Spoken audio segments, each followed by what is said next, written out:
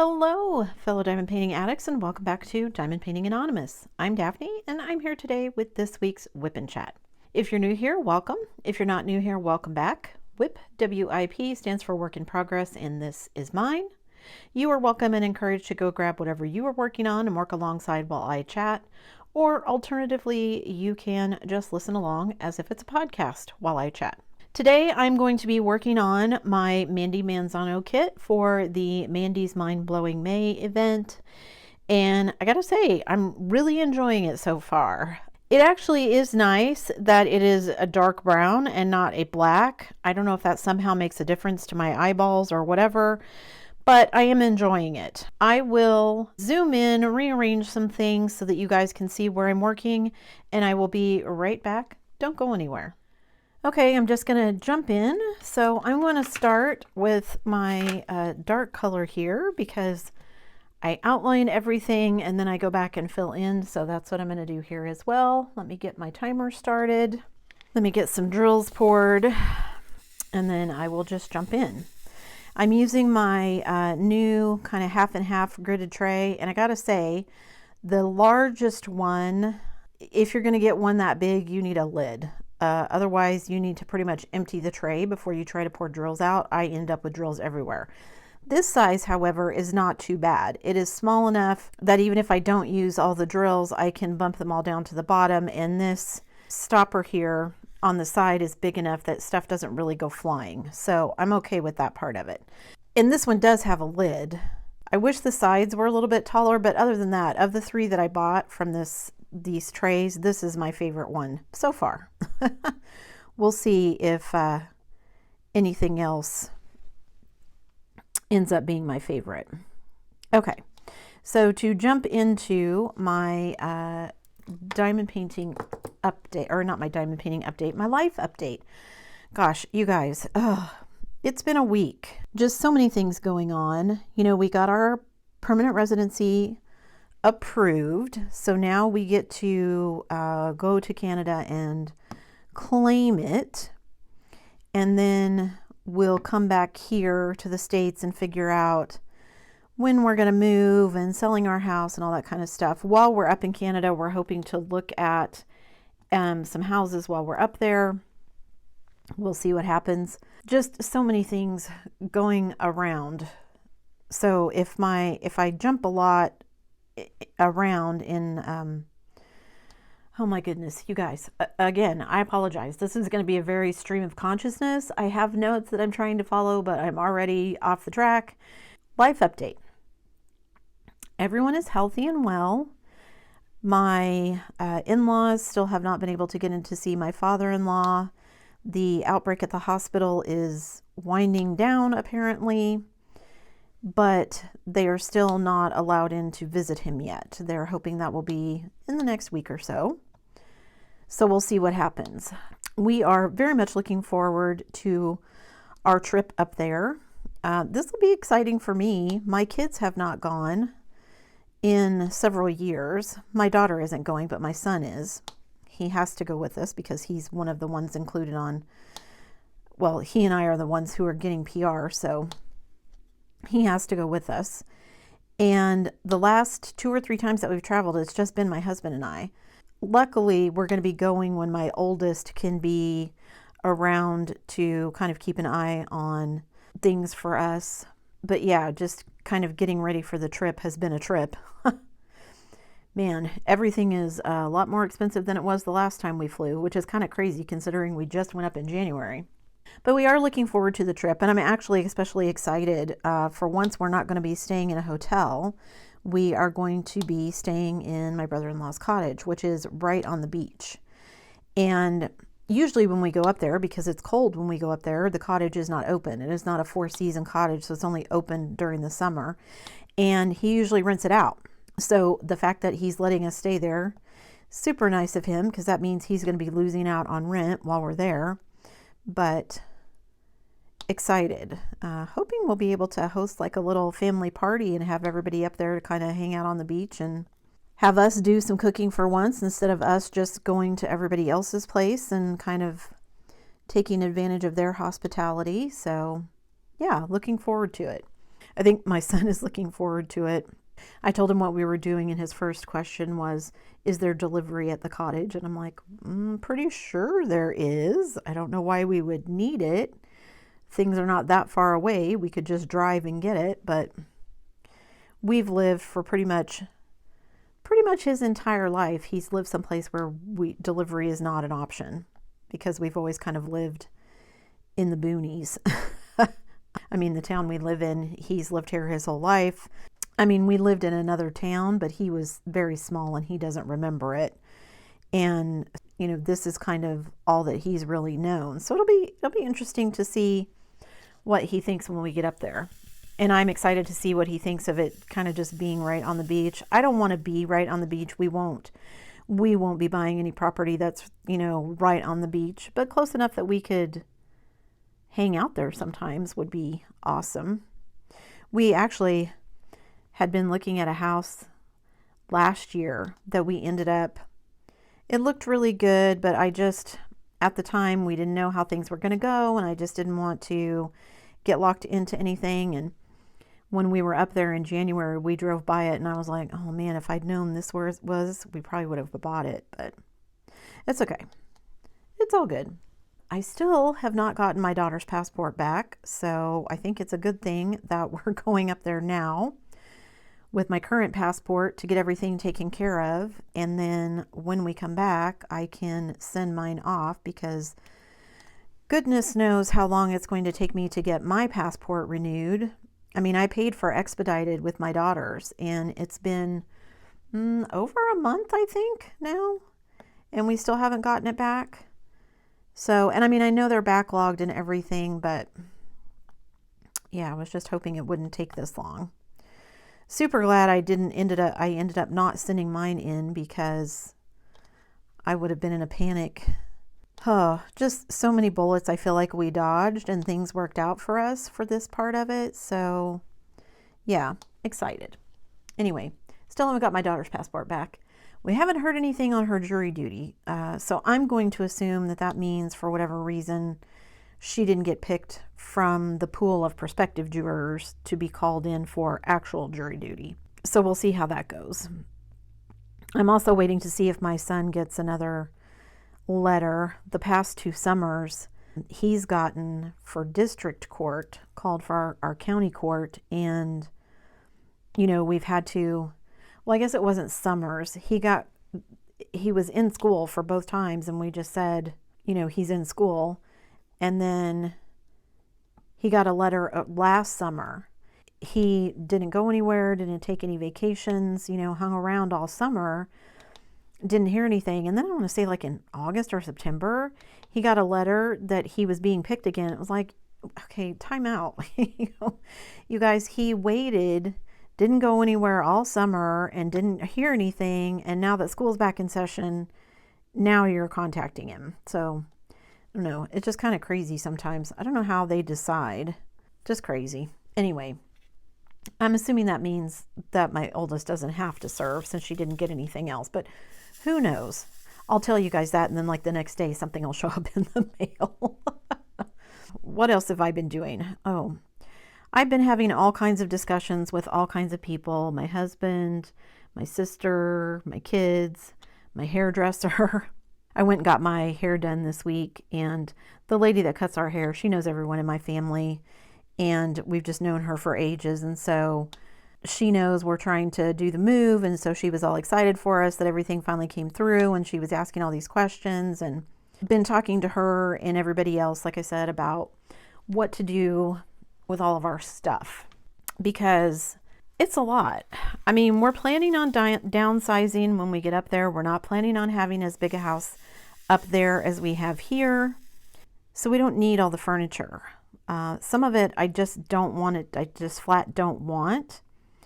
And some of it is just, I don't think we'll have room for it. My husband was talking to, in his little Facebook group, asking people questions who've already done what we're planning on doing. And pretty much the consensus from everyone seems to be, if you can, sell everything and just buy when we get up there. That's what everyone is recommending. pretty much. You know, he was asking one guy, there's a guy who's getting ready to move, and this guy has small children, and so he's moving like his entire household. But he said it's costing him 14 grand for the moving van and all the associated costs and everything. And I just don't want to do that. I mean, could we take everything with us? We could. But like I said, there's lots of things I just don't want to take. And if it's truly going to cost that kind of money, I mean, that's money I'd rather spend on plane tickets, flying back and forth to see my daughter, or flying her up there to see us. I don't want to spend that, you know, moving a table cross border that I don't even want. So just having a lot of conversations about what our options are. Pods does not move internationally. So we could get a pod and move our things to like Maine, and then, you know, in Maine, get like a U-Haul and move it across, or I suppose even a moving van from Maine or whatever. But that gets very complicated when we don't live in Maine and have a residence in Maine and an address in Maine and all that kind of stuff. So then we talked about, you know, just renting a U-Haul here and doing it from here. But we also have vehicles we need to take, and then how do we do that? Does our vehicle get towed behind the U-Haul? You know, do we drive our vehicles? And, you know, the cars we want to take will not tow. Mine won't tow at all. His will not tow a huge amount. And I'm like, by the time we put the trailer on, I don't think we'll be able to put anything in it before we'll be over the weight limit for what his car would tow.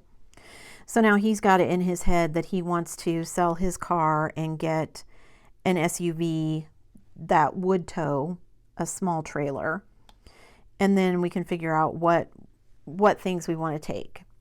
Because there is a part of me that just wants to, like I said, be like, you know what, we're just going to leave everything behind. When my parents passed away, they had a 5-bedroom, 3-bathroom house with an attached shop for my dad, a 3-car garage, and, you know, all the things that came along with them having been married and together for 40 plus years.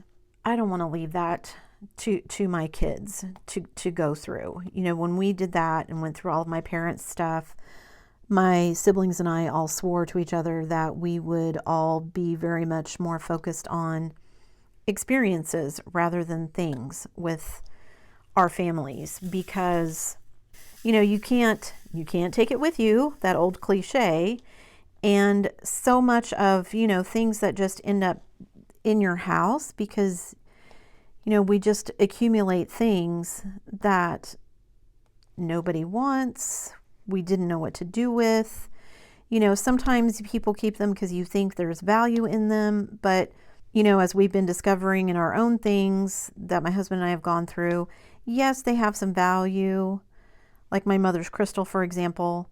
But if I truly wanted to sell it and get, you know, what I felt it was worth, you have to find somebody who collects it. Then you've got to deal with, you know, putting it online, and whether it's eBay or Etsy, and then packaging it and shipping it and dealing with people if, you know, something goes wrong. And I just don't want to spend the time doing that. It's just not worth it to me.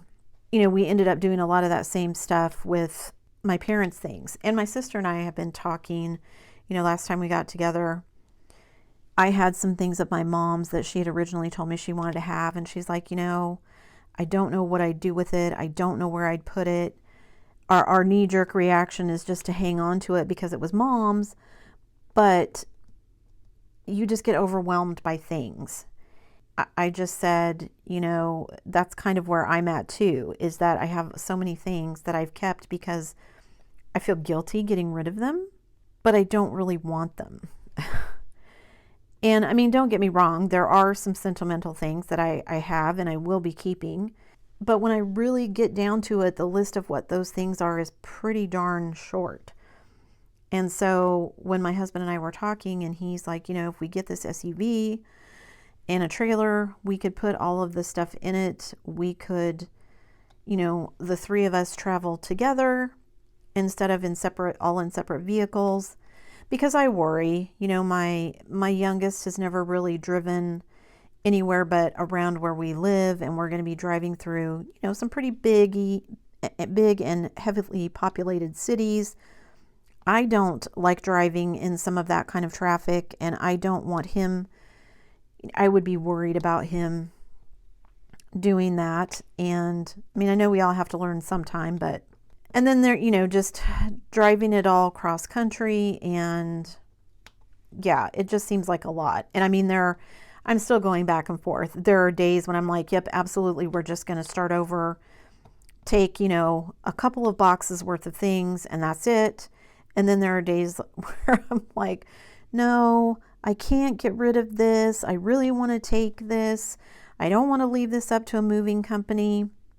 That's the other thing for me, is I have a lot of sentimental items that the thought of handing them over to a moving company, even knowing that they have insurance and all that kind of stuff, I mean, there's just some things you can't replace, right? Family sentimental objects. And I mean, I don't want to call them family heirlooms because they're not really worth monetary value. It's not that they're an heirloom because of that. It's that they're an heirloom because they're of sentimental value to me. And so if something happened to it, I mean, yeah, you could replace it, but it wouldn't be the same. I mean, one of the biggest things I'm worried about is a nativity set that my grandmother painted. It's ceramic, and she made it for my mom, gosh, 40 years ago. So no one's ever going to, if anything in it breaks, my grandma is no longer here. You can't, I mean, you could give me a piece to replace what was broken, but it wouldn't be a replacement. You know what I mean? But then there's a part of me that's like, I don't want to, I mean, I could leave stuff behind with my sister and she would happily take it, including the nativity set. But there's that part of me that's like, I don't want to move, to a new country and everything is going to be all different and scary already. And then I don't have anything familiar around me. And maybe that would never come to fruition. I've told my husband I can play the what if game better than anyone I know. What if this? What if that? And I know at some point we're just going to have to make a decision. But until we are forced to make one, I will play that what if game in my head. So we'll see what happens. He's so excited because I tentatively gave my okay for him to go look for a new vehicle, which I'm not thrilled about. And by new, I mean new to us. It'll be a used vehicle. But our current vehicles are paid off, and the thought of going back to a car payment and it'll be newer, so that means more in insurance, more in to get it, tagged and all that kind of stuff. Although I say that, I don't know how much newer it actually would be. It's probably going to be worth more than his car because his car is not an SUV, but I think they're about the same year. And I mean, it's not like we're going to be stuck paying it off forever. I mean, first of all, we couldn't take it to Canada until it's paid off anyway. You have to have the title to be able to import it. But even in the short term, just going back to having a car payment, the thought of that sucks. And we're probably going to end up doing it, but yeah, just ugh. One of the other things that we were talking about was whether or not we wanted to have a garage sale when the city was doing citywide garage sales to try and get rid of a bunch of our furniture and stuff. And actually my hairdresser brought up a good point because like I said, she and her husband have been talking about this. It's like a 5-bedroom, 3-bathroom house, and it's just her and her husband. And her husband is retired and he wants her to retire. And she said, I have so much stuff, and she's in the same boat. She's like, I don't want to leave this for my kids to have to go through and everything. We were talking about doing the garage sale versus an estate sale and all that kind of stuff. And she said, they had been leaning towards doing an estate sale. She said, wait until you guys are, ready to go. And then when you know what you're doing, put your house on the market. You guys, be living elsewhere, whether you're in an apartment or whether you're just in a hotel for a couple weeks or whatever you want to do. And, you've packed up everything that you're going to take, and all this left is the stuff that you don't want. And then don't worry about trying to move it out. Just let them do an estate sale before or, while they're selling the house. And I was like, Huh, I never really thought of that before, but that, yeah, works for me. My husband wanted to just leave everything in the house and basically let people, traipse through the house during the garage sale to see what they wanted, because he didn't want to have to haul it out to the outside and then back in if it didn't sell. And I said, well, I get your point, but I'm not going to have, a bunch of random strangers traipsing through my house while we still live here. That's nuts. So yeah, I don't know what we're going to do. It's moving has quickly become a very daunting prospect. And so the thought of following everybody's recommendations and just being like, you know what, we're going to take a trailer's worth of stuff that we could fit in a trailer and a car, and that's it. Or alternatively, another option I came up with was to get like a storage unit here and, put things that I wasn't sure I wanted to get rid of, but I didn't really want to take, and leave it in a storage unit here. And then at some point, in the next year or so, come back and be like, yeah, I haven't needed any of this stuff in a year. I'm just going to get rid of it. So we'll see. I mean, there's so many options for things that we can do. And until we know kind of what our options are up there, we don't really know what we want to do down here.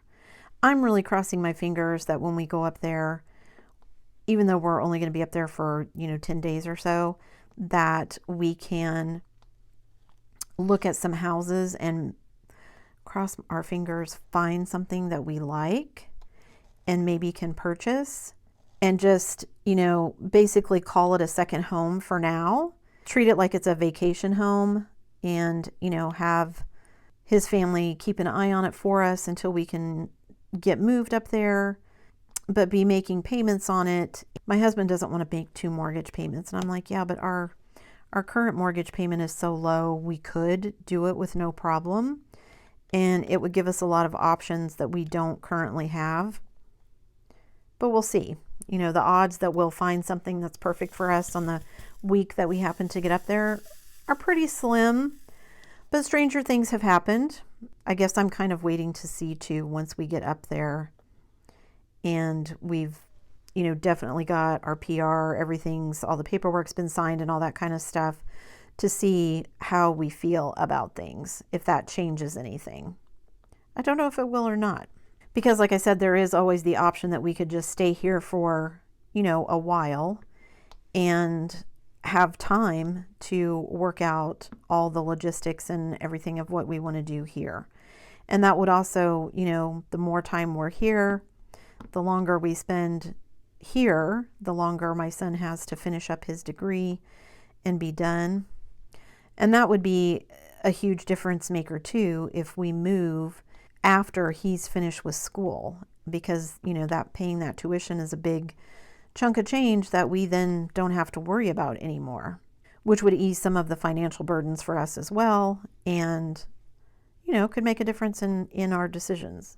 But who knows? I keep trying to tell myself you can only make so many plans. There's just too many factors, for us to take everything into consideration. We can just do the best we can with the information we have currently and figure out what works for us. But yeah, after he talked to that one guy who was like, yeah, it's costing us $14,000. And I thought, oof, no. I mean, I'm pretty sure I could furnish our house for less than that and still have money left over to do all of the things that we want to do, like flights and stuff. I mean, my husband and I would like to travel and things like that.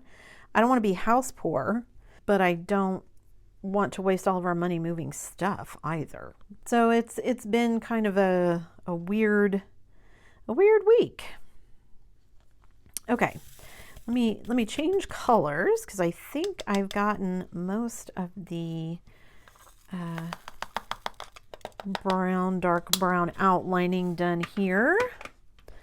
What color do I want to work on next? I think I'll do this triangle here. Okay, so that was my life update. Sorry for all the drama, but yeah, I have so many things running around in my brain. And everybody is giving us advice, and that's great. I appreciate it. But everybody's situation is different. And so We just need to figure out what would be the best decision for us. And maybe it'll turn out to not be the best decision. But like I said, you know, we can only do what we can do with the information that we have. So we'll see what happens. Okay. So life update, that was the life update. What else is going on in my diamond painting world?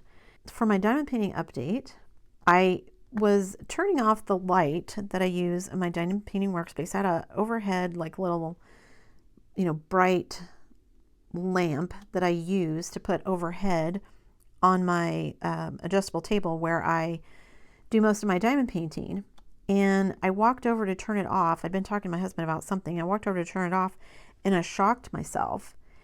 And now the light won't turn on. Somehow the electricity, when I shocked myself on it, killed the lamp. So now, I mean, luckily we had another lamp that I can use, but it's not as bright as the other one. So, I mean, I'll make do. And you know, I laughingly told my husband, well, I guess that's one less thing to pack because it's broken and it doesn't work now. We tried doing a couple of things to it, but it won't turn back on. It was one of those where you touched it. It was like a gradient kind of thing. You know, it would slowly get dimmer and dimmer and dimmer. And then it would be back, you know, it would go off and then you could turn it back on at full strength. And yeah, it won't do anything. Won't turn on, nothing. Just too electric for my lamp. I've been working on this kit and we were watching the news the other day and I told my husband I find this kind of funny and he said why, and I said well, I'm working on this kit of Queen Elizabeth I, and here we are, you know, this weekend, the coronation of a new King of England. Regardless of how you feel about monarchies and all that kind of stuff, the pomp and circumstance is fascinating to me. I just thought it was interesting. I've been working on this one. This one, something this size, of course, would not be one that I would take on our trip to Canada because, I mean, it would fit in my luggage on the way up there if it was in the box, but then trying to package it all up to bring it back would just take up way too much room in my luggage. So I'm trying to figure out what I want to take up there. You know, last time I went up there, I took my Dreamer Designs kit. And it was a small one. It was my penguin one. And I want to say that one was only like 30 by 40. I think I'm going to take one of my paint gem sets. I have not done any of those and I have 4 of them. I want to wait. I'm going to save. I have the set of the dogs. I'm going to save those because I think I'm going to do those during DP for Pets.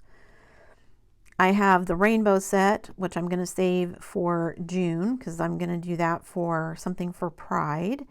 And then I have the museum set and I have the undersea set. So I'm not sure which one of those, or the ocean set or whatever it's called. Not sure which one of those I'm going to take, but one of those I think. Because then I have like 12 different canvases, 10 or 12 different canvases to pick from, but they're all small and I can contain them in that little box. That's pretty easy to transport. So I'm going to do that. And then I think I need to take something else because I think I'll have more than enough time. Like I'm expecting that I probably will finish all of those 10 or 12, you know, whatever they are, not partials. I mean, they're full kits, but they're just little mini ones. I will finish all of those before we head back. So I'd like to take something a little bit bigger as well, because I will need to do some filming while we're there. We're going to be gone long enough that I will be doing some filming, and I just need to figure out what I want to do. Yeah, I mentioned DP for Pets. DP for Pets is next month, you guys. So if you haven't seen, I did the announcement video, went out yesterday. So if you haven't seen that, check it out. And yeah, I'm excited. So I'm going to be doing that again. I've already picked out my first kit for it.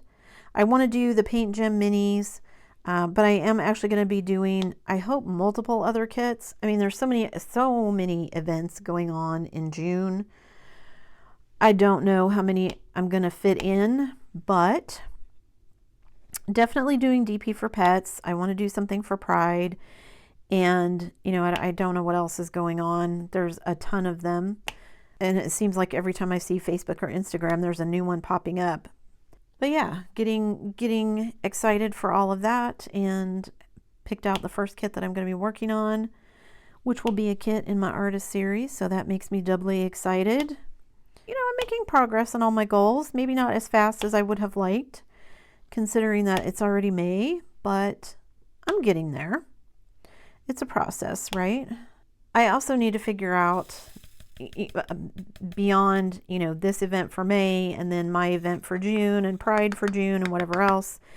There's also going to be Summer with the Masters that starts in July. I definitely want to do that again, but I'm kind of trying to figure out how I'm going to do that. The two kits that I have that I could do for that are both Mukas, and while I love Muka, they're both big, and I don't know if I want to do something that large again.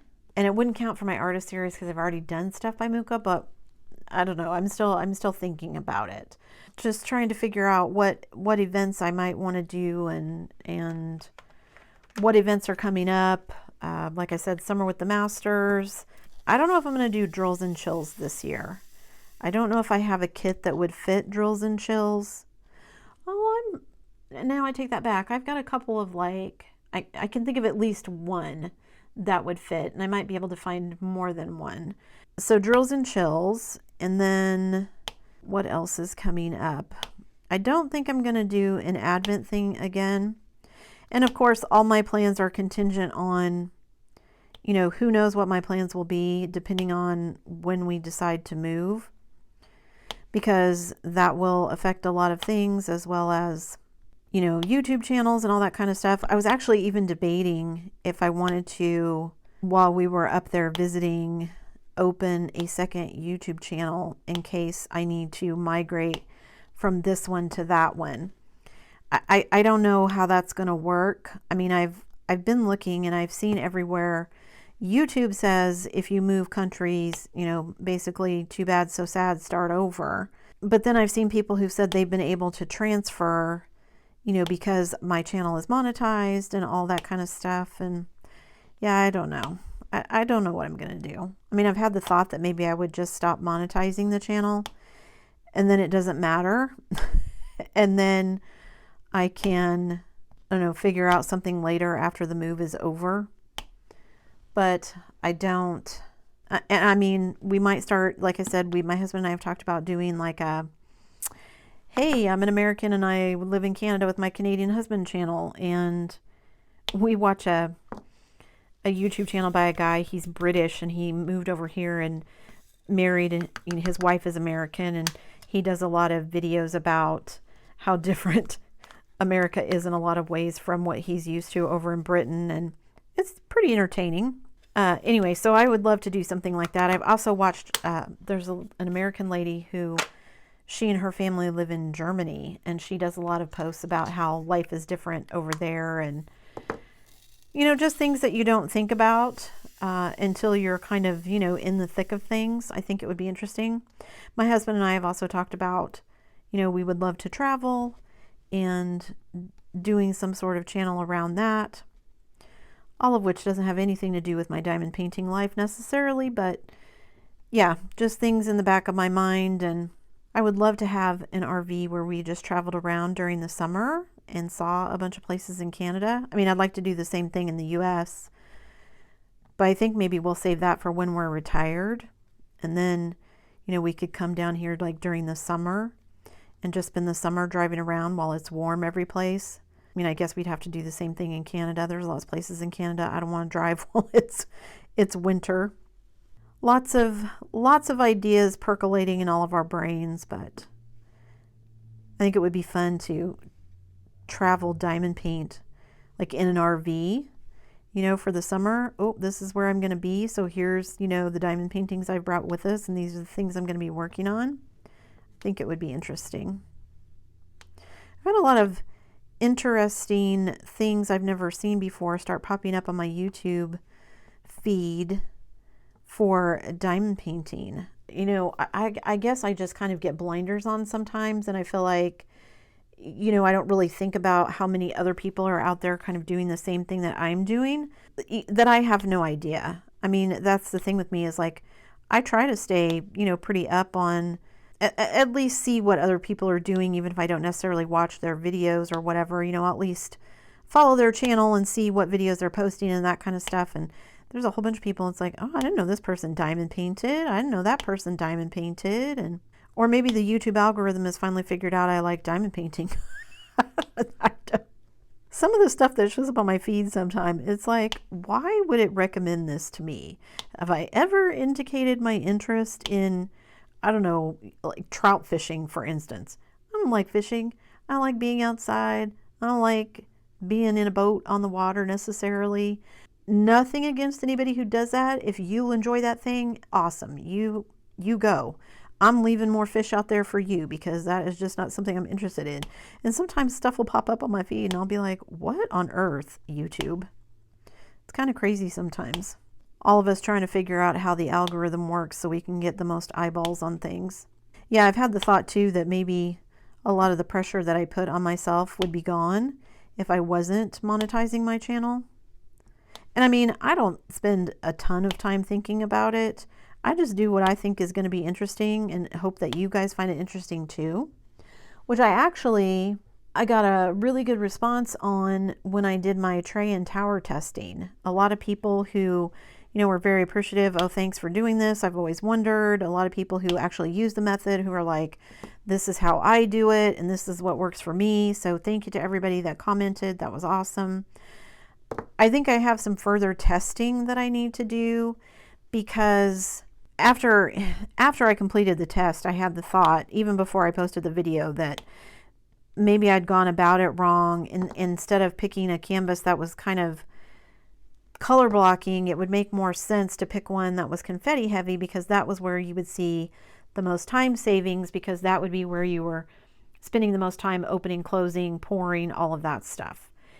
And so I'm probably going to be running a second test on that, but I don't know when.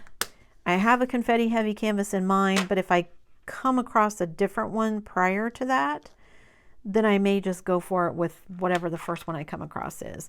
And I have a lot of ideas for, I'm always hesitant when I do videos like that because I feel like people don't like the longer videos. But like I said, I actually got a really good response, even though it was, one of my longer videos.